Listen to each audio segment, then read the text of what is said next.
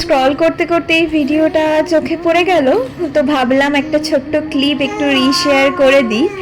তো কয়েকটা কথা একটু মনে পড়ছে, আজ বলেই ফেলি।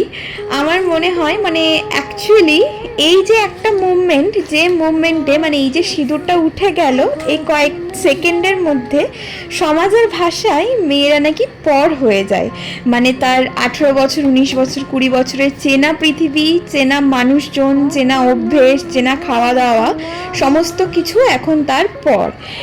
মানে আমার কাছে ভীষণ অবাক লাগে এই কথাগুলো যারা বলে সেগুলো। অ্যাকচুয়ালি এর পরের থেকে যা করতে হয়, মানে আগে কি হতো, গার্জেন হিসাবে বাবা মায়ের পারমিশন নিতে হতো, এখন হাজব্যান্ডকে জানিয়ে বা হাজব্যান্ডের পারমিশন নিয়ে কাজ করতে হবে। অথবা যদি ধরো নিজের বাড়ি আসতে চাও, সেটা যেহেতু মানে এখন এরপর থেকে বাপের বাড়ি হয়ে গেছে, তো সেটার জন্য ফোন করে জানতে হবে বা বাবা মা ফোন করে বলবে, নিমন্ত্রণ পেলে তবে নিজের বাড়ি আসতে পারবে। মানে এখন যদিও অনেকটাই আপডেটেড, আগেকার যুগে মানে আমার মাদের যুগে কতটা স্ট্রিক্ট ছিল এই ব্যাপারগুলো, আমি শুধু মানে ভাবি যে কী করে সম্ভব, নিজের বাবা কি পর হয়ে যেতে পারে, নিজের চেনা বাড়িটা, চেনা দেওয়ালগুলো, চেনা কোণগুলো যেগুলো নিজের হাতে করে সাজিয়েছি, ওগুলো কি কখনো পর হতে পারে?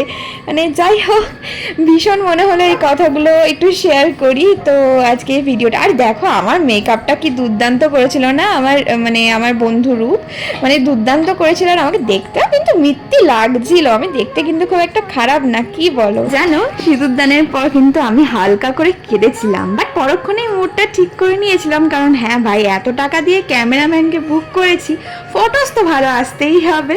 আর জানো, সারাটা রাত আমার বাবা বসে বসে পুরো বিয়েটা দেখেছে, মাকে তো দেখতে নেই, বাট বাবা ওখান থেকে হেলে। হ্যাঁ, এটাই ছিল আমাদের 5-5.5 বছরের ভালোবাসার পূর্ণতার মুভমেন্ট। মানে এই মুহূর্তে আমি একজন মানে মেয়ে থেকে মহিলায় পরিণত হয়েছিলাম আর কি।